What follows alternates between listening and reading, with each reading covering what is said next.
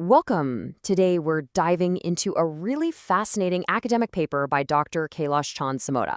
It puts forward a pretty bold challenge to the conventional history of India's social structure. The author argues that the story of the nation's true economic engine has been left untold. So let's explore this compelling argument together. When you think about it, every great civilization, every empire, every modern country, it all stands on a foundation built by the hands of its workers, its farmers, its artisans. It's a universal truth, really. And this is the provocative question right at the heart of the research we're exploring today. What happens when the very people who build a society don't get to be the ones who write its history? To even begin to answer that, the paper introduces this crucial concept. It focuses on a group that the author calls the producer class, arguing they are the central, yet somehow unseen force in India's entire history. So, who exactly is this producer class? Well, the author defines it as this massive group of people who are actually making things. Farmers, potters, weavers, metalworkers, laborers, and Dalits. Essentially, it's everyone whose physical work has fueled the economy for thousands of years. Now, to really get what the author is arguing, we first have to look at the traditional story, the one that's dominated the history books for centuries. The paper frames this as the myth that it's trying to deconstruct. This dominant narrative is rooted in what's known as the Varna system. It's a framework you find in ancient religious texts that organizes society into a very clear hierarchy of four major social groups, or Varnas. The system's origin story comes from a hymn called the Purusha Sukta in the Rig Veda. And according to this story, the four classes were born from different parts of a cosmic being. So you get the priests from the mouth, warriors from the arms, merchants from the thighs, and the laborers, the Shudras, from the feet. The author of this paper does not mince words here. This is the central challenge. The paper directly calls this divine origin story a sublime myth or lie, arguing that it's a constructed story, not historical reality. Okay, so if that's the myth, what does the paper propose as the reality? This is where the argument shifts from religious texts to hard evidence, archaeology and history, pointing to a legacy that is much, much older. The paper shines a spotlight on the Indus Valley civilization, which was a highly advanced urban society. Now, the crucial thing here is that this civilization existed and thrived before the arrival of the Aryans and before the Vedic texts describing the Varna system were even written.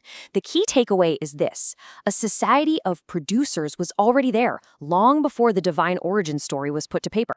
This comparison really brings the paper's evidence to life. On one side, you have artifacts dug up from Indus Valley sites. On the other, the reality of rural India today. The author argues that the tools, the plows, the pottery techniques are functionally identical. This points to an unbroken technological and cultural lineage of the producer class that stretches back for millennia, 4,500 years. The paper uses this number to really drive the point home. The civilization of these original producers is ancient. It predates the Varna system's textual origins by centuries, if not a whole millennium. This raises a huge question, right? If this producer civilization is so ancient and so foundational, why is the Varna origin story the one we all know? Well, the paper offers a compelling explanation. It's all about who gets to hold the pen. To explain this historical blind spots, the author draws on a classic idea from Karl Marx. And the core of this idea is actually pretty simple. It's that your position in society shapes how you see the world, and maybe more importantly, the stories you tell about it. And here's how the author applies that idea. The argument is straightforward. For centuries, the producer class was systematically denied access to education and literacy. So what happens? History becomes the exclusive territory of the priestly, or Brahmin class. And, of course, they wrote a history that centered themselves and their worldview, while the foundational role of the vast majority who actually worked the land and built the country was either minimized or just left out completely. So where does this all leave us? The final section of the paper isn't just about analyzing the past. It's a powerful call to action for the future. It's a roadmap for what the author calls reclaiming the narrative. This is the author's conclusion, presented as a direct and powerful mantra. It's not just a recommendation, it's framed as the only path forward to correct the historical record and to achieve social justice. So what does read, write, organize, and struggle actually look like? The paper argues that the producer class must become its own historians. This means learning their history from archaeology, from oral traditions, and from critical analysis, not just from the ancient texts. And most importantly, it means writing. writing their own stories, their own histories, and understanding that this isn't just an academic exercise. It's a political act of reclaiming their identity. And so we end where we began, but with a much deeper understanding of what's at stake. The paper leaves us with this final critical question, challenging us to look at any historical narrative and ask not just what is being told, but who is telling it. And even more importantly, who isn't.